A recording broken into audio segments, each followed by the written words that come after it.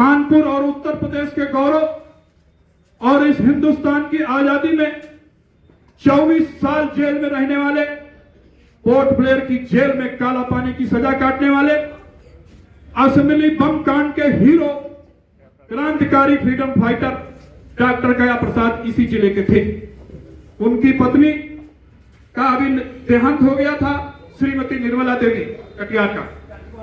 उन्होंने, उनके बेटे यहां पर हैं, उनका मैं स्वागत करता हूं। उनकी मां ने, उनकी पत्नी ने अपने जीवन काल में एक वसीयत की थी और वसीयत के अनुसार उन्होंने अपना देहदान और नेत्रदान सरकार को करना लिखा था। उनकी मृत्यु के उपरांत उनकी बॉडी जीएसबीएम मेडिकल कॉलेज को बतौर दान सौंप दी गई कि चिकित्सा के छात्र, जो मेडिकल के छात्र हैं, उस पर अपने एक्सपेरिमेंट करेंगे। आज हम ये मांग करते हैं कि एक ऐसी महिला, एक ऐसी क्रांतिकारी की पत्नी जो अभी तक हमारे पर जीवित थी, आज वो हमारे लिए स्मृत शेष हैं। जीएसबीएम मेडिकल कॉलेज का जो नेत्र विभाग है, आई डिपार्टमेंट है, उसके भवन का नाम निर्मला कटियार नेत्र विभाग रखा जाए। ये हमारी डिमांड है, जो स्वागत किया जाए।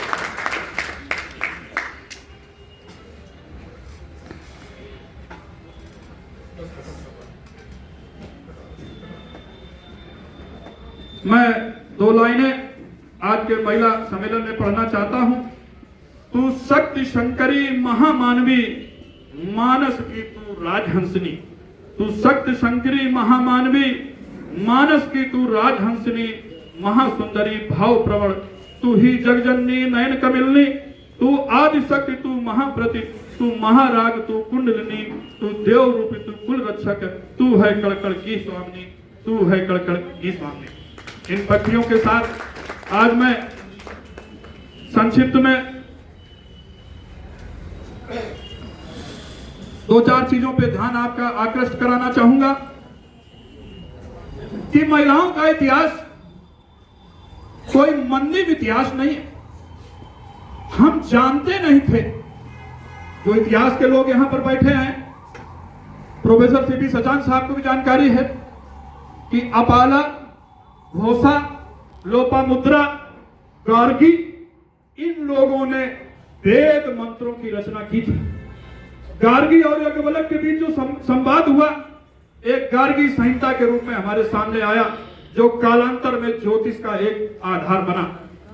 अपाला, घोषा, लोपामुद्रा ने ऋग्वेद, उत्तर वैदिक के वैदिक मंत्रों की रचना की। हम थोड़ा आगे बढ़ते हैं।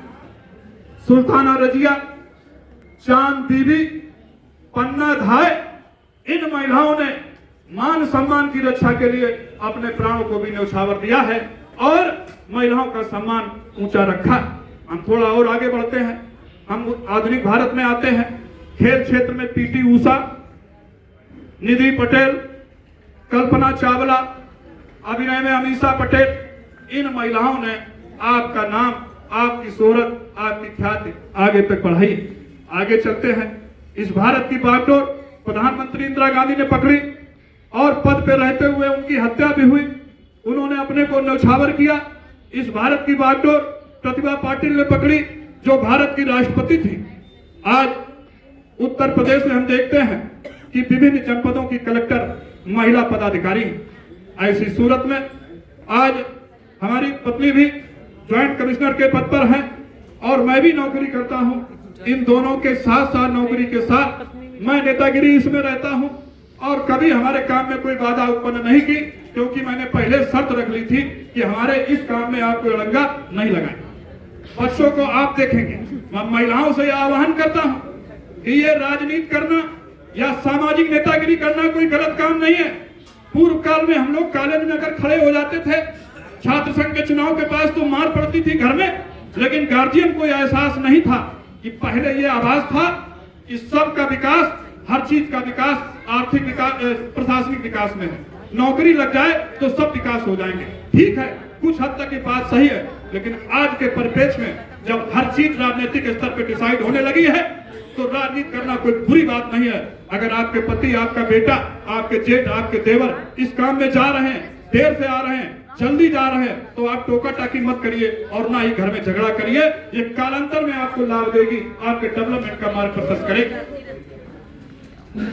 जब जब इस प्रदेश में साझा सरकारें रही है, जब जब अल्पमत की सरकारें रही है, उन सरकारों ने इस कौम को, इस ओबीसी वर्ग को आगे बढ़ने का अवसर दिया है। जिनके पैर में जूते नहीं थे वो टाटा सूमो में चल रहे हैं, राइफल टांग के चल रहे हैं, पीडीसी बने, ग्राम प्रमुख बने, प्रधान बने, जिला पंचायत बने, मेयर बने। लेकिन अब इस समय वो दौर आ गया है, बीच में कई ऑफिसर्स निकले, अब क्यों नहीं निकल रहे हैं, आखिर क्या बात है? ये एक विचारणीय विषय है जो आपको सोचना पड़ेगा। दिमाग पे दही नहीं जमाना है, अपने भले की बात सोचनी है। कौन सा बिल आपके लिए है, फेवर में है, कौन सा बिल आपके खिलाफ है और कौन आपके लिए लड़ रहा है, ये भी ध्यान रखना है। ये आज अत्यंत खेद का विषय है कि कल जिसके लिए सभी लोग हाँ कर रहे थे, परसों से जितने भी नेता हैं सब गोल गोल बात करने लगे, सब गोल गोल बात करने लगे। हमारे 56% का किसी को नहीं चाहिए, उनके 30% का सभी को चाहिए। आखिर क्यों है? क्योंकि आप संगठित नहीं हैं, आप अपना आभास नहीं दिलाते हैं कि हम कितने ताकतवर हैं। इस बात का आभास होना चाहिए कि 128 सीटें ऐसी हैं इस प्रदेश में जिस पर आप निर्णायक स्थिति में हैं। आप जिस तरफ खड़े हो जाएंगे वही पार होगा और जिस तरफ नहीं खड़े होंगे वो इधर हो जाएगा। इतिहास गवाह कि इस कौम ने जब तक इकट्ठा होकर के एक मत होकर एक राय प्रकट किया है और जब तक हम जिसके फेवर में खड़े हुए उसकी सरकार इस प्रदेश में बनी। हम 2007 में बहन जी के साथ खड़े हुए, उनकी सरकार बनी। हम 2012 में इधर खड़े हुए, इनकी सरकार बनी। हम 2014 में उधर खड़े हुए, उनकी सरकार बनी। 2017 में उधर खड़े रहे, उनकी सरकार बनी। 2022 में उनकी तरफ खड़े रहे, उनकी सरकार बनी और 2024 में उनकी तरफ खड़े रहे, उनकी सरकार बनी। अब आप बताइए, इतने दिन आप इतने समय तक कहीं नहीं रुकते हैं, आज यहाँ पर रुके हैं।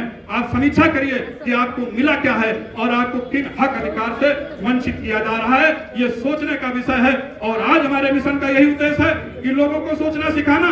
और जब कोई कौम, कोई राष्ट्र, कोई ग्रुप ऑफ पीपुल, कोई कंट्री जब सोचना प्रारंभ कर देती है तो उसके विकास को कोई रोक नहीं सकता। इतिहास गवाह है, हिटलर ने जर्मनी में लोगों को सोचना सिखाया, मुस्तफा कमाल पाशा ने तुर्की में सोचना सिखाया, कंबोडिया में राजकुमार नरोत्तम सिंह की सरकार पलट दी गई क्योंकि वहां पर नए लोगों ने सोचना सिखाया और नेपाल में नए लड़कों ने सोचना सिखा दिया, वहां पर विद्रोह हो गया। एक लंबे समय तक किसी कौम का शोषण, एक लंबे समय तक किसी कौम का अधिकारों से वंचित करना नहीं चल सकता है, नहीं चल सकता है। यही जन जागरण कराना हमारे मिशन का प्राथमिक उद्देश्य।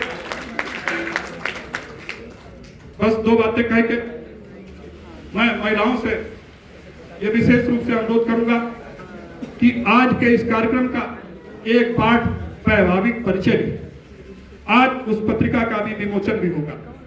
जो गार्जियन अपने बच्चों का परिचय देना चाहते हो बेझिझक यहाँ पर दें, कोई संकोच नहीं है, कोई तीसरा व्यक्ति यहाँ नहीं है, हम ही लोग। नंबर 2, महिलाओं के संरक्षण के लिए जो कानून बनाए गए, चाहे वो दहेज एक्ट हो, चाहे वो पास्को एक्ट हो, चाहे वो घरेलू हिंसा एक्ट हो, इन सभी एक्ट का एक रचनात्मक प्रयोग, सदुपयोग होना चाहिए। क्योंकि जिसके विरुद्ध आप इस एक्ट का दुरुपयोग करते, उसको बर्बाद करना चाहते हैं, उसकी बर्बादी के साथ अप्रत्यक्ष रूप से आपकी भी बर्बादी छिपी हुई। इन सभी अधिकार जो महिलाओं को दिए गए हैं, अरे यार आवाज मत करो, जितने भी ये संरक्षण अधिकार बनाए गए हैं, इन सभी में जो सब्जेक्ट छिपा है वो सिर्फ ये है कि महिलाओं को अत्याचार से बचाना। ये नहीं है कि महिलाओं के अत्याचार से अब इतनी आत्महत्याएं होने लगे कि ट्रक के अंदर भर के और कार्टून होने लगे। ये मैं आज आह्वान करता हूं कि आपके लिए जितने कानून बनाए गए हैं उनका सावधानी से और एक धैर्य पूर्वक उनका प्रयोग करें और उनका सदुपयोग करें, दुरुपयोग मत करें। इसी में दोनों की जिंदगी है। मैं एक उदाहरण कल का देना चाहता हूं, शांत रहे, आलोचना करने की बात नहीं है, मैं जस्टिफाई करना चाहता हूं। परसों के दैनिक जागरण अखबार में मैंने 40-50 घटनाओं की एक सूची बनाई। एक महिला ने अपने प्रेमी के साथ मिलकर के अपने पति के पैर पकड़े और प्रेमी ने उसकी गर्दन काटी। 7 साल का लड़का जब उसको रोकने गया तो कहा पापा के इंजेक्शन लगा रहे, तुम जाओ यहाँ से, हत्या कर दी। उसके बाद क्या हुआ कि पुलिस ने उस महिला को पकड़ा, एक फैमिली बर्बाद हुई। पुलिस ने उस लड़के को पकड़ा, 2 फैमिली बर्बाद हुई। पुलिस ने फिर क्या किया, उसका लड़का था उसको डाल दिया बाल गृह में, उसकी जिंदगी बर्बाद हुई। और उसके बाद जो मरा उसका परिवार बर्बाद हुआ। आखिर 4 फैमिली बर्बाद हुई। मेरा यह कहना था कि जब तुमको तलाक का पावर है, तुमको अन्य कानून का पावर है, तुम मुकदमा करके 2 महीने में तलाक लेके तुम उससे शादी कर लेती। आखिर तुमने यह खौफनाक निर्णय क्यों लिया? ये जहर कहां से आया? वास्तव में इसके पीछे हमारी कमियां हैं। हम अपनी लड़कियों को सही शिक्षा नहीं दे रहे हैं। कहीं ना कहीं उसमें खोट है और कहीं ना कहीं उसमें कमी है। इस बिंदु पर सोचने की आवश्यकता है। आखिर में मिला क्या? ना खुदा ही मिला, ना विसाले सनम। पूरी जिंदगी जेल में कटेगी। लड़का बर्बाद हो गया, किसके सारे आप छोड़ गए, इसके परिणाम की कोई चिंता नहीं करता है। आज इस मंच के माध्यम से मैं आह्वान करता हूं महिलाओं से कि वो अपने अधिकारों का जब प्रयोग करें तो एक बार सोच ले कि इसके पीछे हमारे परिवार की प्रत्यक्ष या अप्रत्यक्ष रूप से किस तरह बर्बादी छिपी है या आबादी छिपी है। इस बात पर ध्यान देने की आवश्यकता है। महिला सशक्तिकरण एक रफ्तार दिशा में जाना चाहिए। अभी मैं एक सरकारी मीटिंग में गया था। एक बड़े अफसर ने कहा कि कटियार जी, लगता सशक्तिकरण कुछ ज्यादा ही हो गया है, अब तो बड़ी आफत है। तो ये चीजें ना आए, इसलिए ये आह्वान है कि सशक्तिकरण के जो भी मार्ग और सुधार के उपाय दिए गए हैं उनका एक रचनात्मक रूप से हम उनका प्रयोग करें। राजनीति में महिलाओं की भागीदारी अत्यंत जरूरी है। आज हम बात करते हैं कि हर राष्ट्रीय पार्टियां उसमें 20% टिकट दें, लेकिन कोई इसका पालन नहीं करती। और जिन महिलाओं को टिकट दी जाती है वो कहीं ना कहीं किसी पुरुषों के रिश्तेदार ऐसे होती हैं कि उनके पति नेता थे या उनके जेठ नेता थे या उनके ससुर नेता थे। ऐसी महिलाएं ही पा पाती हैं। एक सामान्य महिला जो कार्य करती है, दरी बिछाती है, सभी राजनीतिक पार्टियों से मेरा आह्वान है ऐसी महिलाओं को भी राजनीति में आने के लिए अवसर दिया जाए। और आप लोग भी अपने अवसर से मत चूकिए। राजनीति करना कोई गलत बात नहीं है, ये सही बात है। भारत के संविधान ने अधिकार दिया है, वो अधिकार आपको भी है। अभिनय ये महिलाओं से मैं आह्वान करता हूं, आप लोग इसका विरोध करिए और तेजी से करिए। मोबाइल व्हाट्सएप आप सब चलाती हैं। आप ये बताइए कि जब किसी पत्रिका कोई छापता है, प्राइवेट वाला चाहे फिल्मी पत्रिका कोई पत्रिका हो, उसमें सबसे पृष्ठ पर आप ही महिलाओं की नग्न फोटो क्यों लगाता है, नेकेड फोटो और नग्न फोटो क्यों लगाता है? इसका विरोध आप लोगों को करना चाहिए।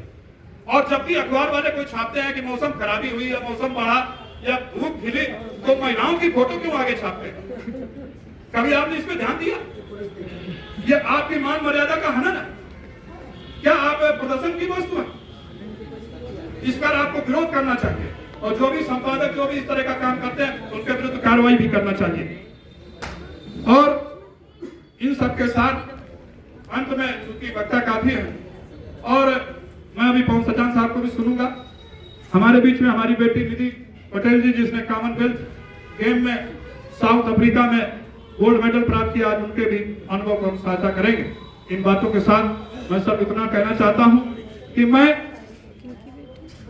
जब तक मेरे हाथ पैर चल रहे हैं या जब तक मैं जीवित हूं, हमारे शरीर का एक एक कतरा इस समाज को मजबूती देगा। और मेरे मरने के बाद भी मेरी आत्मा उस कुर्मी भवन में विचरण करेगी जो आपको प्रत्यक्ष या अप्रत्यक्ष रूप से कहीं ना कहीं मार्गदर्शन करती रहेगी। हम बहुत आगे बढ़ चुके हैं, अब हम पीछे नहीं लौट सकते हैं। घर में काफी बातें सुनाई जाती हैं और अब कुछ भी हो, 25 साल में हम सब कुछ लुटा चुके हैं। अब मेरे पास लुटाने के लिए कुछ नहीं बचा है। अब वही वो समय है जब आप लोग सहयोग करें तो इसकी वापसी हो सकती है, इसकी पुनर्स्थापना हो सकती है, आपके सम्मान की रक्षा हो सकती है। इस पर विचार करिए और सभा के हाथ मजबूत करिए, इस समाज के हाथ मजबूत करिए। जय हिंद, जय भारत, जय।